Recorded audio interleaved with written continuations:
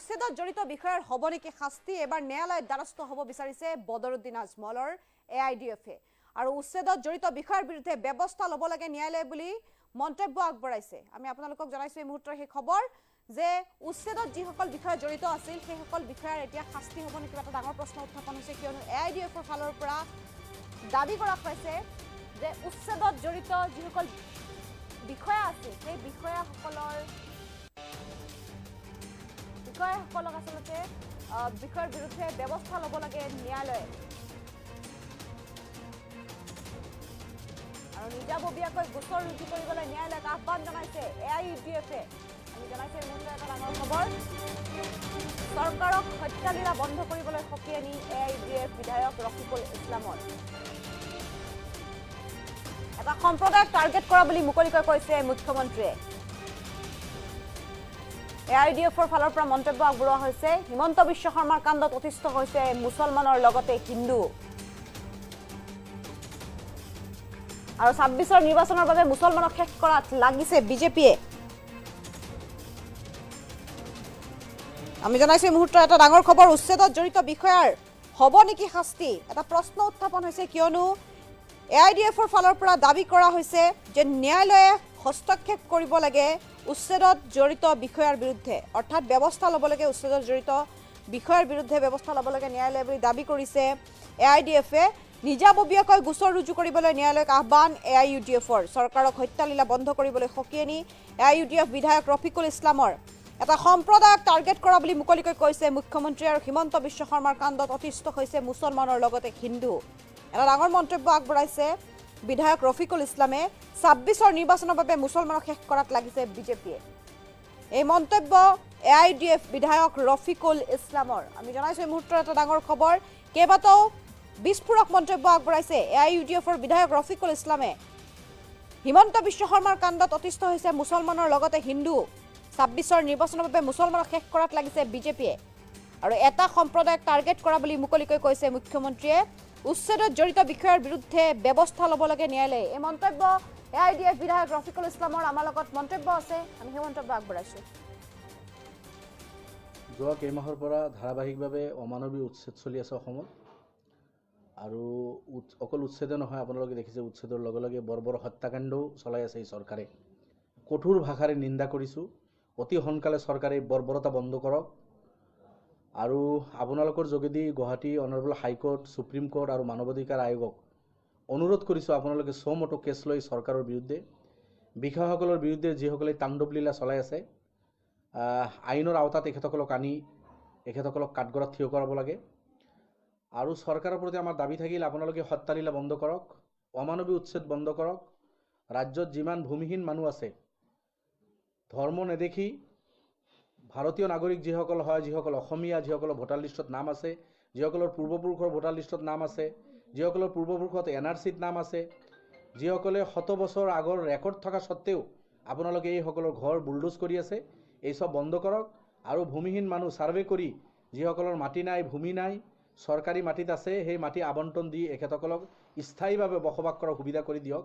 চৰকাৰৰ কোনো মাটিৰ দৰকাৰ পৰে, তাৰ কাৰণে যিটো বিধিগত আইনগতভাৱে যিটো নিয়ম আছে, সেই নিয়ম অনুযায়ী মানুহখিনিৰ সংস্থাপনৰ ব্যৱস্থা কৰি তাৰপিছত যাতে এই মাটিখিনি খালী কৰা হয়।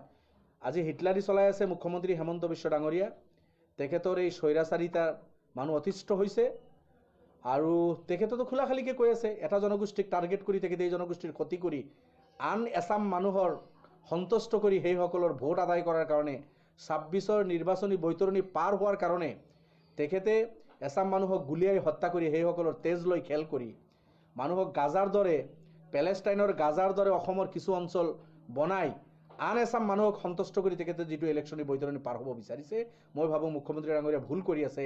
এইটো অসমৰ জনগণে মেজৰিটি ছেকশ্যনৰো মানুহ, অকল মাইনৰিটি ছেকশ্যন নহয়, মেজৰিটি ছেকশ্যনৰো মেজৰিটি মানুহে তেখেতৰ এই কৰ্মকাণ্ড কিন্তু ভাল পাই থকা নাই। গতিকে মুখ্যমন্ত্ৰী ডাঙৰীয়া আপুনি নাভাবিব যে এইবিলাক কৰি আপুনি এছাম মানুহক সন্তুষ্ট কৰিব, এছাম মানুহক টাৰ্গেট কৰিলে সেইসকল কিন্তু সন্তুষ্ট হৈ থকা নাই। আপুনি এইবিলাক পৰিহাৰ কৰি সংবিধানৰ শপত খাইছিল যে সকলো জাতি জনগোষ্ঠীৰ প্ৰতি সমদৃষ্টি ৰাখিব, পক্ষপাতিত্বমূলক আচৰণ নকৰিম বুলি আপুনি শপত খাইছিল। আপুনি সংবিধানৰ শপত ভংগ নকৰিব, মুখ্যমন্ত্ৰী হিচাপে আপোনাৰ চকীৰ গৰিমা আপুনি ৰক্ষা কৰক, এইটো অনুৰোধ থাকিলে আপোনাৰ ইলেকশ্যন আছে। এতিয়া তেখেতে কৈ আছে যে কিছুমান মানুহে তেখেতক চেলেঞ্জ কৰিছিল, যাৰ কাৰণে তেখেতে এই সব ঘটনা ঘটাই আছে। এইটো এটা কথা হ'ল নেকি? আপোনাক কোনোবা চেলেঞ্জ কৰিব বুলি যিসকলে চেলেঞ্জ কৰিছে সেইসকলৰ লগততো আপোনাৰ ভাল বন্ধুত্ব আছে। আপোনাৰ বন্ধু কাবাক দি আপুনি চেলেঞ্জ কৰাই দিব আৰু তাৰ ওপৰত মানুহৰ ঘৰ আপুনি বুলডোজ কৰিব।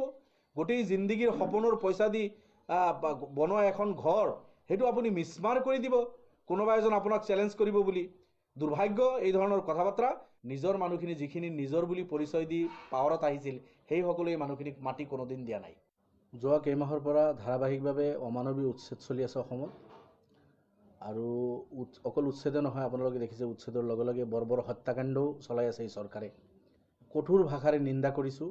অতি সোনকালে চৰকাৰে বৰ্বৰতা বন্ধ কৰক আৰু আপোনালোকৰ যোগেদি Guwahati honourable high court, supreme court আৰু মানৱ অধিকাৰ আয়োগক অনুৰোধ কৰিছোঁ আপোনালোকে চমটো কেছ লৈ চৰকাৰৰ বিৰুদ্ধে, বিষয়াসকলৰ বিৰুদ্ধে যিসকলে তাণ্ডৱ লীলা চলাই আছে আইনৰ আওতাত এখেতসকলক আনি এখেতসকলক কাঠগড়াত থিয় কৰাব লাগে। আৰু চৰকাৰৰ প্ৰতি আমাৰ দাবী থাকিল আপোনালোকে হত্যালীলা বন্ধ কৰক, অমানৱিক উচ্ছেদ বন্ধ কৰক। ৰাজ্যত যিমান ভূমিহীন মানুহ আছে, ধৰ্ম নেদেখি ভাৰতীয় নাগৰিক যিসকল হয়, যিসকল অসমীয়া, যিসকলৰ ভোটাৰ লিষ্টত নাম আছে, যিসকলৰ পূৰ্বপুৰুষৰ ভোটাৰ লিষ্টত নাম আছে, যিসকলৰ পূৰ্বপুৰুষত NRCত নাম আছে, যিসকলে 100 বছৰ আগৰ ৰেকৰ্ড থকা সত্ত্বেও আপোনালোকে এইসকলৰ ঘৰ বুলডোজ কৰি আছে, এই সব বন্ধ কৰক। আৰু ভূমিহীন মানুহ ছাৰ্ভে কৰি যিসকলৰ মাটি নাই, ভূমি নাই, চৰকাৰী মাটিত আছে, সেই মাটি আবণ্টন দি এখেতসকলক স্থায়ীভাৱে বসবাস কৰাৰ সুবিধা কৰি দিয়ক। চৰকাৰৰ কোনো মাটিৰ দৰকাৰ পৰে তাৰ কাৰণে যিটো বিধিগত আইনগতভাৱে যিটো নিয়ম আছে সেই নিয়ম অনুযায়ী মানুহখিনিৰ সংস্থাপনৰ ব্যৱস্থা কৰি তাৰপিছত যাতে এই মাটিখিনি খালী কৰা হয়। আজি হিটলাৰী চলাই আছে মুখ্যমন্ত্ৰী হেমন্ত বিশ্ব ডাঙৰীয়া। তেখেতৰ এই স্বৈৰাচাৰিতাৰ মানুহ অতিষ্ঠ হৈছে আৰু তেখেতেতো খোলাখালিকৈ কৈ আছে এটা জনগোষ্ঠীক টাৰ্গেট কৰি তেখেতে এই জনগোষ্ঠীৰ ক্ষতি কৰি আন এছাম মানুহৰ সন্তুষ্ট কৰি সেইসকলৰ ভোট আদায় কৰাৰ কাৰণে 26ৰ নিৰ্বাচনী বৈতৰণি পাৰ হোৱাৰ কাৰণে তেখেতে এছাম মানুহক গুলিয়াই হত্যা কৰি সেইসকলৰ তেজ লৈ খেল কৰি মানুহক গাজাৰ দৰে, পেলেষ্টাইনৰ গাজাৰ দৰে অসমৰ কিছু অঞ্চল বনাই আন এছাম মানুহক সন্তুষ্ট কৰি তেখেতে যিটো ইলেকশ্যনী বৈতৰণি পাৰ হ'ব বিচাৰিছে, মই ভাবোঁ মুখ্যমন্ত্ৰী ডাঙৰীয়া ভুল কৰি আছে। এইটো অসমৰ জনগণে মেজৰিটি ছেকশ্যনৰ মানুহ, অকল মাইনৰিটি ছেকশ্যন নহয়, মেজৰিটি ছেকশ্যনৰো মেজৰিটি মানুহে তেখেতৰ এই কৰ্মকাণ্ড কিন্তু ভাল পাই থকা নাই। গতিকে মুখ্যমন্ত্ৰী ডাঙৰীয়া আপুনি নাভাবিব যে এইবিলাক কৰি আপুনি এছাম মানুহক সন্তুষ্ট কৰিব, এছাম মানুহক টাৰ্গেট কৰিলে সেইসকল কিন্তু সন্তুষ্ট হৈ থকা নাই। আপুনি এইবিলাক পৰিহাৰ কৰি সংবিধানৰ শপত খাইছিল যে সকলো জাতি জনগোষ্ঠীৰ প্ৰতি সমদৃষ্টি ৰাখিব, পক্ষপাতিত্বমূলক আচৰণ নকৰিম বুলি আপুনি শপত খাইছিল। আপুনি সংবিধানৰ শপত ভংগ নকৰিব। মুখ্যমন্ত্ৰী হিচাপে আপোনাৰ চকীৰ গৰিমা আপুনি ৰক্ষা কৰক, এইটো অনুৰোধ থাকিলে। আপোনাৰ ইলেকশ্যন আছে। এতিয়া তেখেতে কৈ আছে যে কিছুমান মানুহে তেখেতক চেলেঞ্জ কৰিছিল, যাৰ কাৰণে তেখেতে এই সব ঘটনা ঘটাই আছে। এইটো এটা কথা হ'ল নেকি? আপোনাক কোনোবা চেলেঞ্জ কৰিব বুলি যিসকলে চেলেঞ্জ কৰিছে সেইসকলৰ লগততো আপোনাৰ ভাল বন্ধুত্ব আছে। আপোনাৰ বন্ধু কাবাক দি আপুনি চেলেঞ্জ কৰাই দিব আৰু তাৰ ওপৰত মানুহৰ ঘৰ আপুনি বুলডোজ কৰিব। গোটেই জিন্দগীৰ সপোনৰ পইচা দি বনোৱা এখন ঘৰ সেইটো আপুনি মিছমাৰ কৰি দিব কোনোবা এজন আপোনাক চেলেঞ্জ কৰিব বুলি। দুৰ্ভাগ্য এই ধৰণৰ কথা বাৰ্তা নিজৰ মানুহখিনি যিখিনি নিজৰ বুলি পৰিচয় দি পাৱাৰত আহিছিল সেইসকলে মানুহখিনিক মাটি কোনোদিন দিয়া নাই।